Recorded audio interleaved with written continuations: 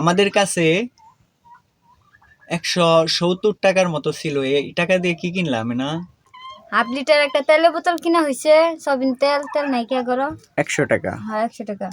আর হলদির মরিচের গুঁড়া একটা রাসিন না পরে যে 20 টাকা রান্না হয়েছে 140 টাকা। 40 টাকা। আর এই যেটা বলে 50 টাকা নিচে 35 টাকা। তাহলে 40 আর 35 175 টাকা। হ্যাঁ 75 টাকা। 5 টাকা বাকি রয়েছে। হুম। লাকড়ি কিনছিলা, যে লাকড়ির টাকা দিছ? না আজকে দিলাম। কয় টাকা দিছ? 120 টাকা দিছি। পাইতো কয় টাকা? 150 টাকা। তাহলে 30 টাকা পাবো। হ্যাঁ 30 টাকা পাবো। আচ্ছা, 62 টাকা দেওয়া হয়েছে। দেওয়া হয়েছে। আমাদের যেদিনকার টার্কি মুরগি আনা হয়েছে সেদিন ওই 700 টাকা আমাদের প্রিয় দরদি রূপসান মামার মোবাইলে আটকা গেছিল।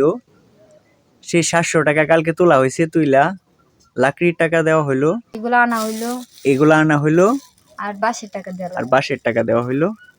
অনা তো 1 টাকাও নাই আর নাকি? না আর 1 টাকা না। তাহলে 5 টাকা আর হইতাছে ওই 150 টাকার মাঝে, লাকড়ির 150 টাকার মাঝে কত দিছো বললা? 120 টাকা।